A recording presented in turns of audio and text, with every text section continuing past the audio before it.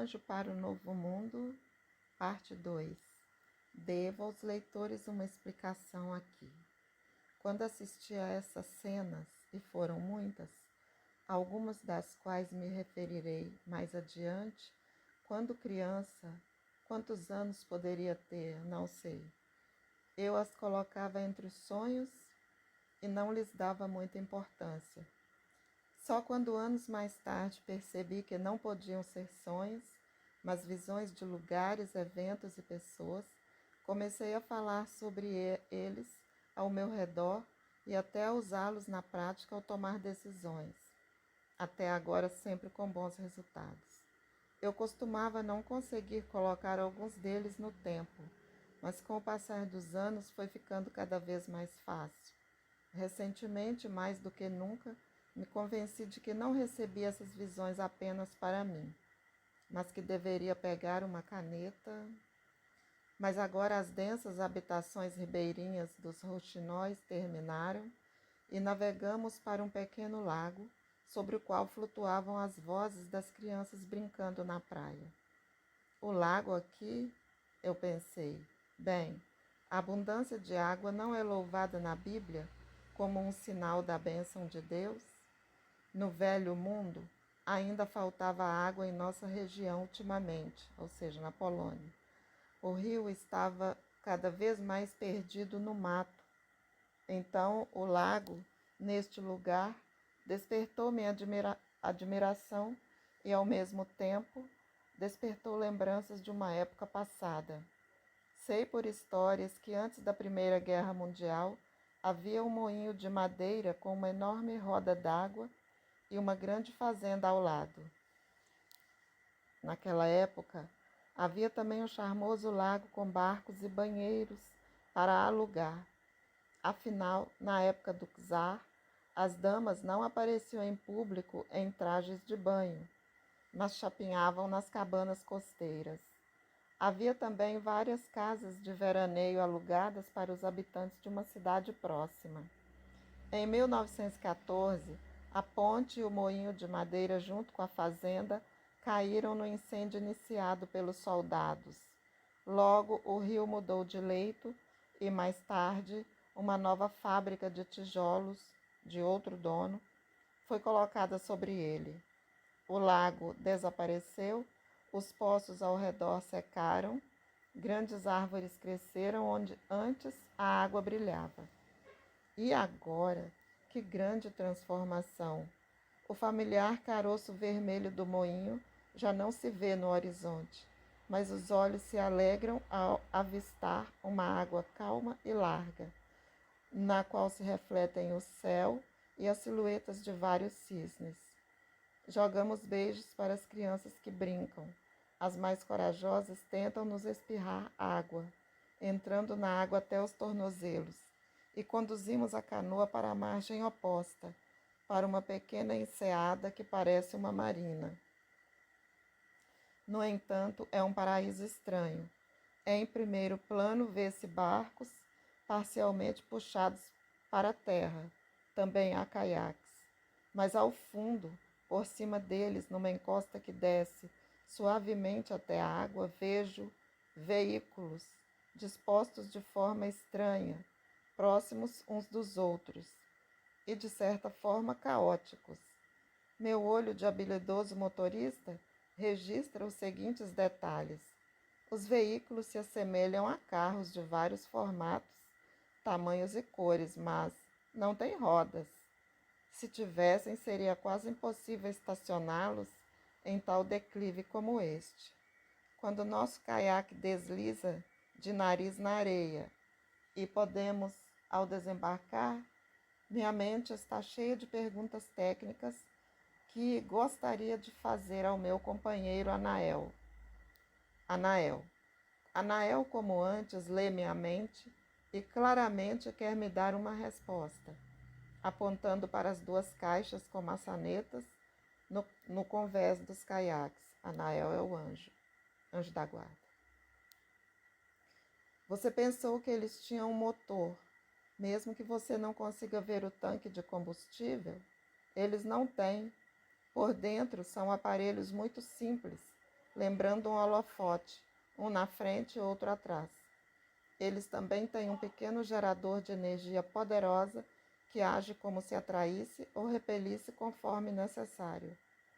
É um pouco como dois eletroímãs cujos polos podem se atrair ou se repelir, dependendo da direção do fluxo de corrente, através do enrolamento.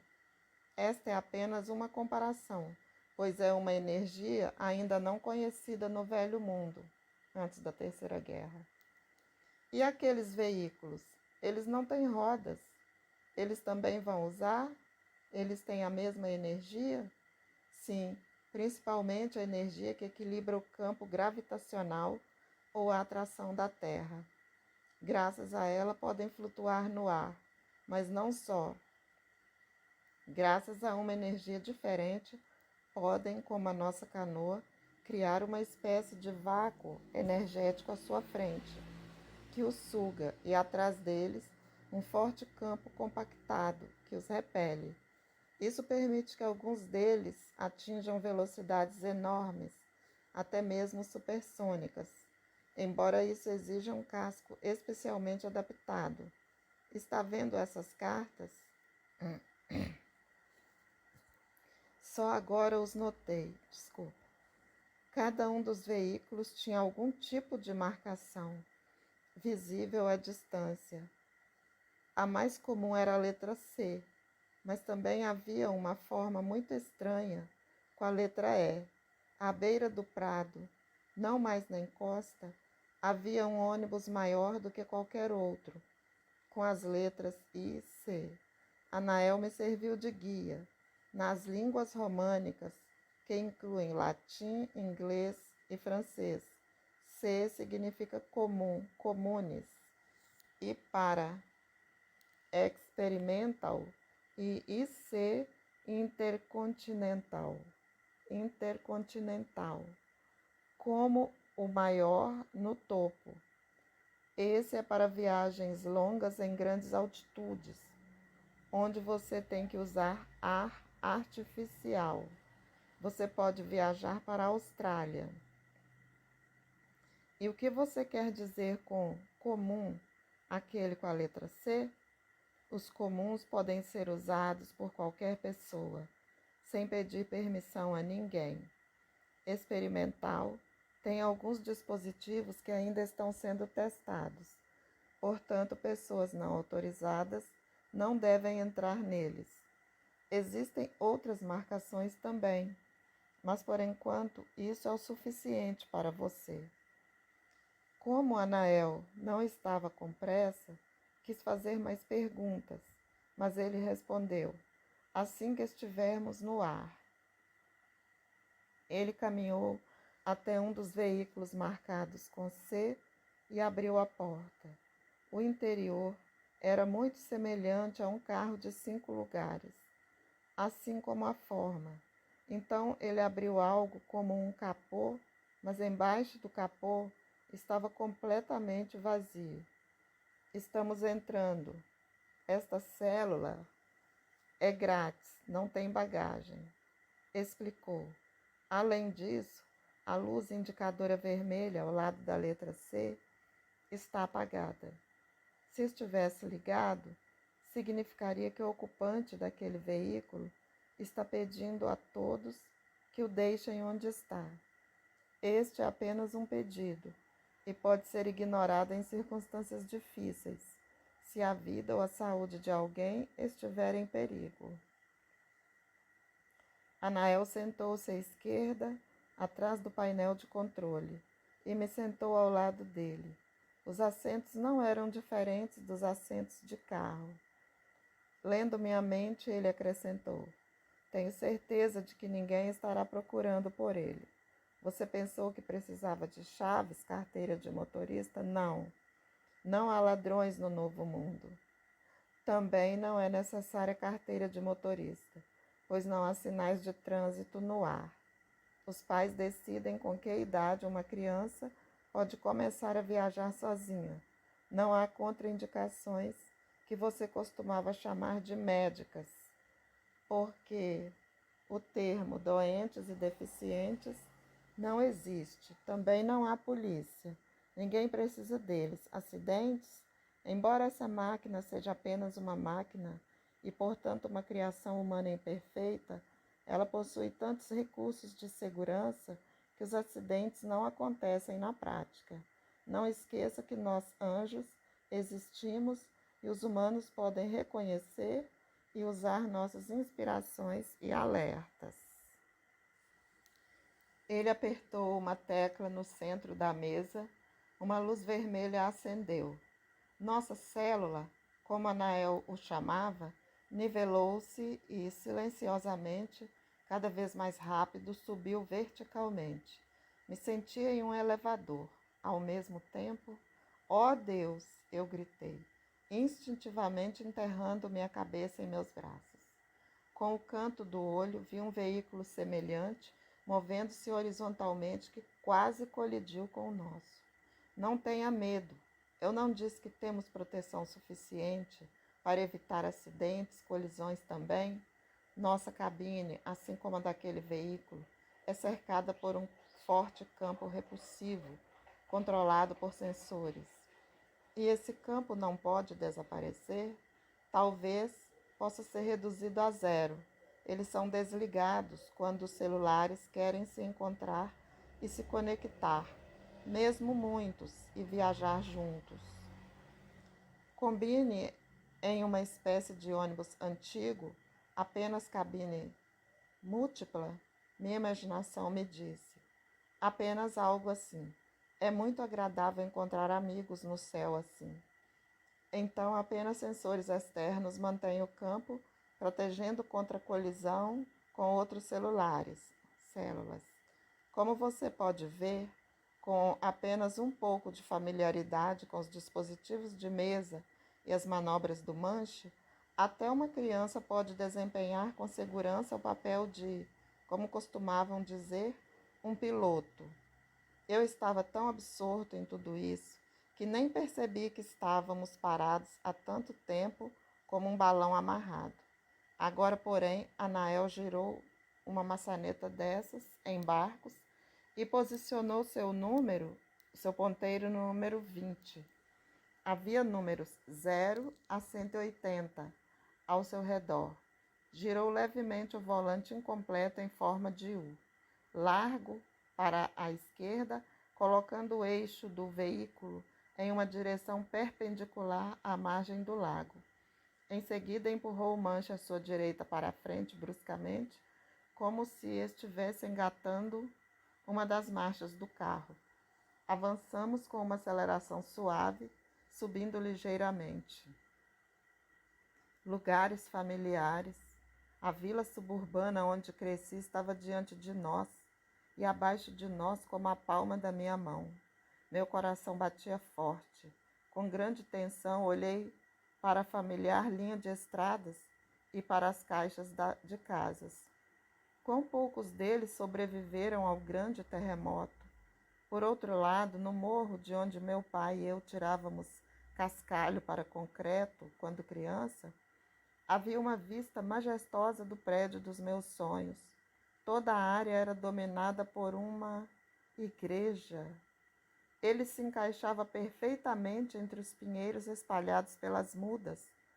Olhando com meus olhos brilhantes para o vale do rio, os campos e casas e a floresta próxima, no velho mundo, ninguém, além de mim, pensou que cresceria aqui, entre as poucas casas pequenas, e agora atraía os olhos com o seu osso leve, sei lá, deve ser a tradução ruim, como um pássaro voando e construído com materiais desconhecidos de vidro, entre aspas. Refletia o sol, o azul do céu, o verde dos campos e das árvores.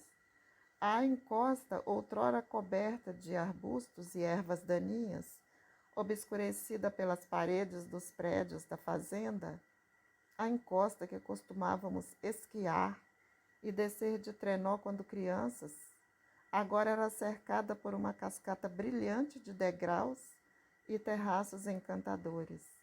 De um deles corria um riacho em pequenas cachoeiras, brilhando intensamente ao sol da primavera.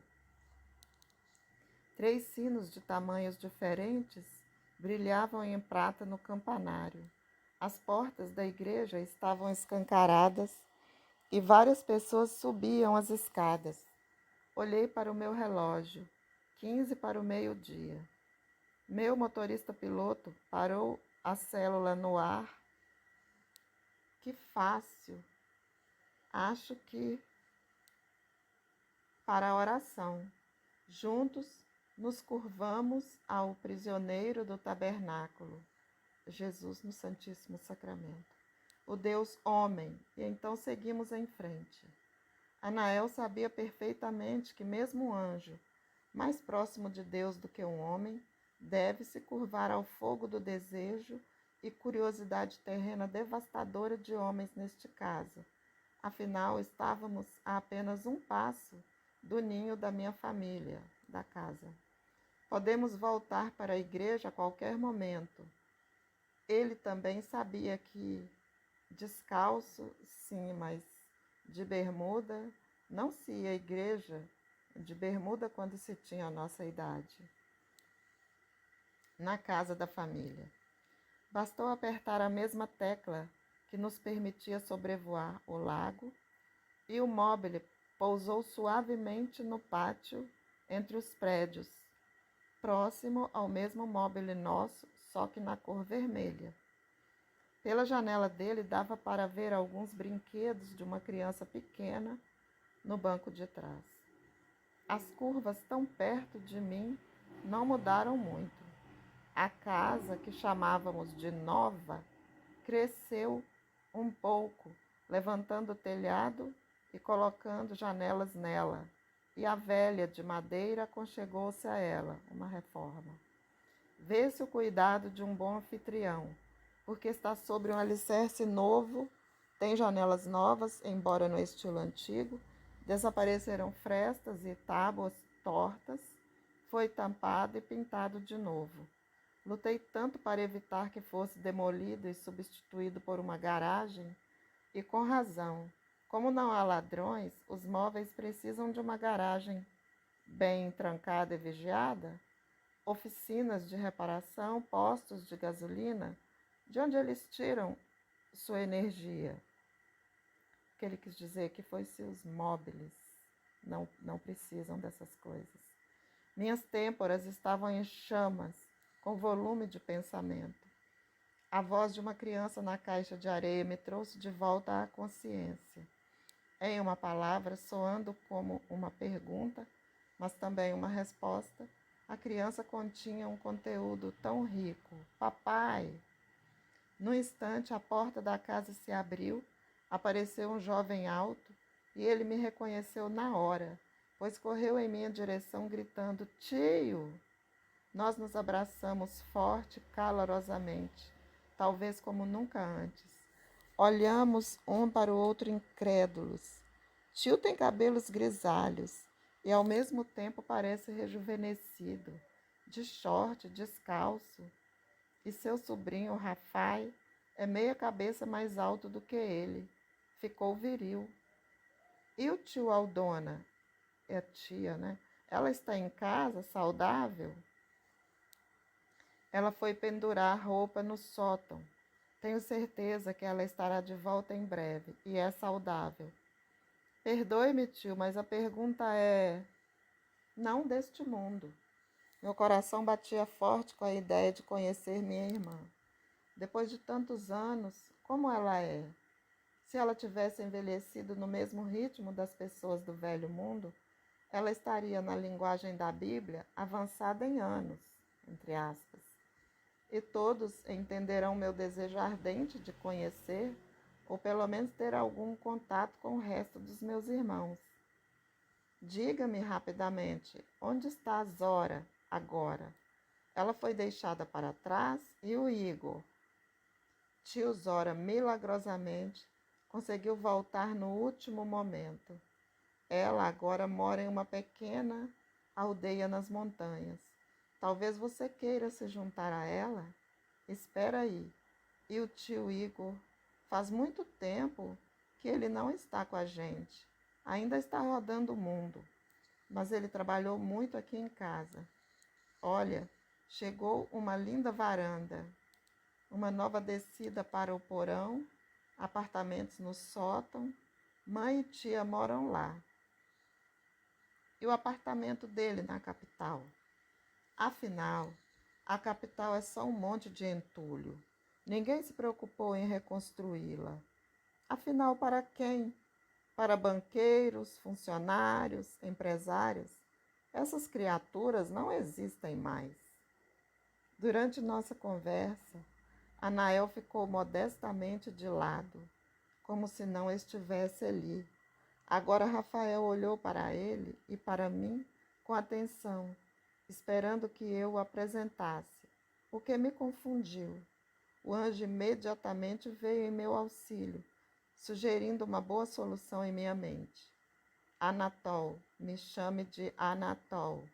Parece semelhante. Oh, uau! Ele não vai te pedir agora. Este é meu jovem amigo Anatol. Nós viajamos juntos. Diga olá. Abraçaram-se calorosamente como velhos amigos, o que tive de interpretar como um gesto, depois dos poucos encontros que tive até então, característicos do novo mundo, imerso no amor de Deus e das pessoas. Meu sobrinho não resistiu em me fazer uma enxurrada de perguntas que nem mesmo o sino da igreja que anunciava o meio-dia poderia interromper. Eu permiti que ele o fizesse, por enquanto na posição de um convidado, se adaptando ao anfitrião. Embora com o canto do meu olho eu visse Anael se afastando de nós e absorto em oração. Quase tudo o que você prometeu aconteceu, e eu não quis ouvir então. Talvez eu fosse muito jovem para isso. Ainda estava em contos de fadas. Enfim, minha mãe não acreditou em mim e riu de mim quando contei a ela o que você disse sobre novas energias, invenções, veículos. Mas por que você está parecendo tão estranho para tudo ao redor? Como te explico? Estou escrevendo um livro sobre o futuro, como se fosse o presente. O que é passado para você, quero dizer, os últimos 12 anos, ainda é futuro para mim. Mas ao mesmo tempo é o presente, porque em Deus tudo é nosso presente, nosso passado e nosso futuro. Eu não entendo muito disso, você sabe. Nos mudamos para cá logo após o grande aviso. Sim, conte-me um pouco sobre isso.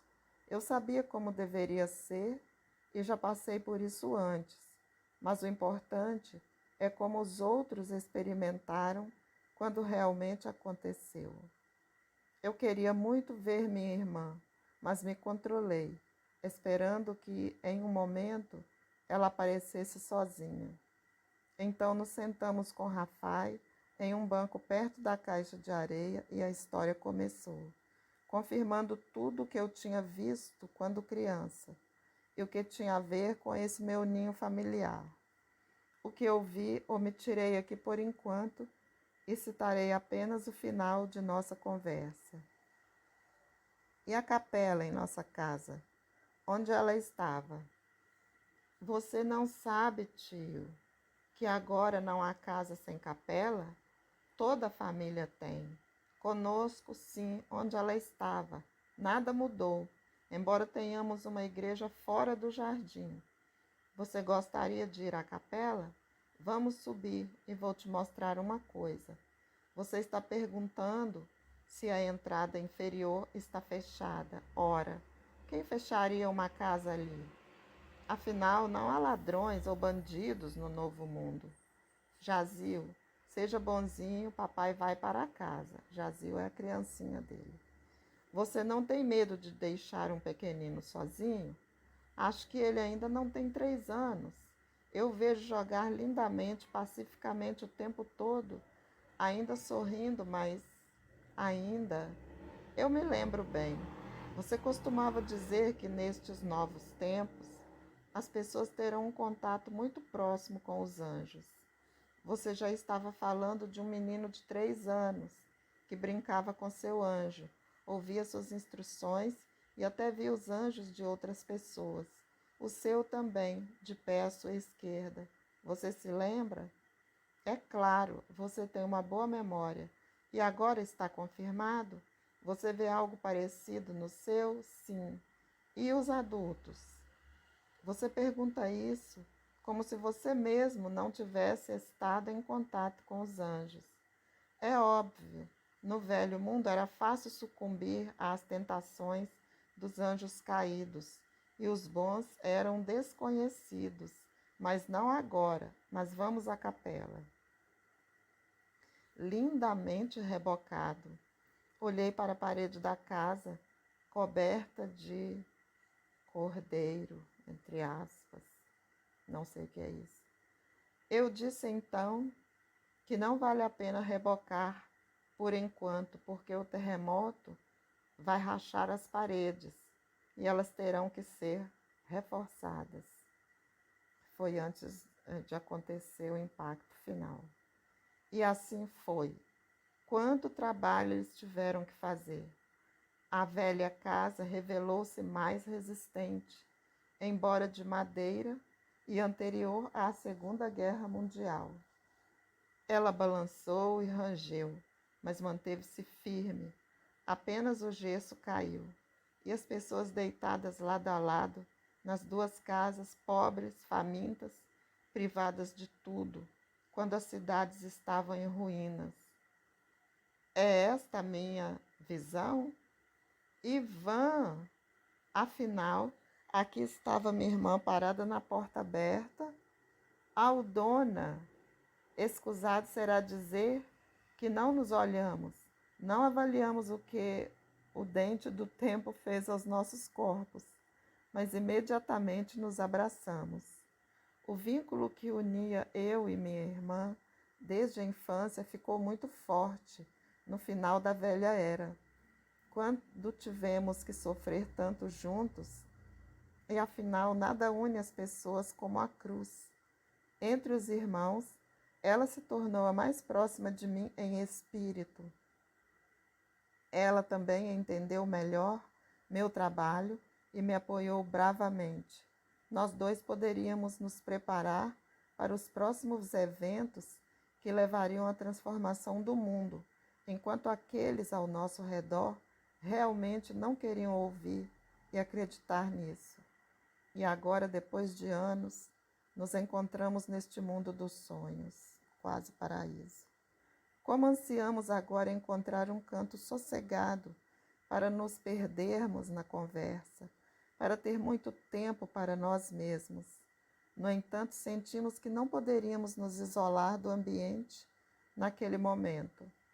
Então tivemos que aceitar e adiar a conversa para mais tarde. Tanto mais que Rafael não suportou não me chamar para a sala maior, onde ele queria me mostrar algo. Tio, agora fique assim, nesta direção e feche os olhos. Espera aí, agora. Pode olhar. Mas sucumbi à curiosidade e observei com os dedos entreabertos, enquanto ele pressionava 2 teclas e girava a maçaneta de uma pequena caixa pendurada na parede.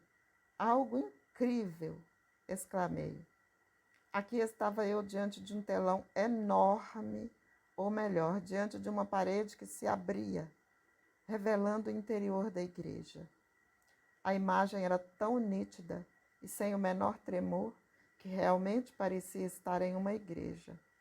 O belo piso multicolorido e as paredes e teto de vidro eram marcantes, dando a impressão de estar ao ar livre entre as árvores.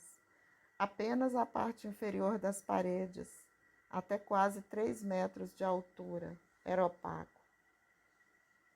Mas o mais importante, no centro do templo havia um enorme tabernáculo, como um trono celestial, decorado com esculturas, flores brilhantemente iluminado, e acima dele havia fileiras de belas pinturas.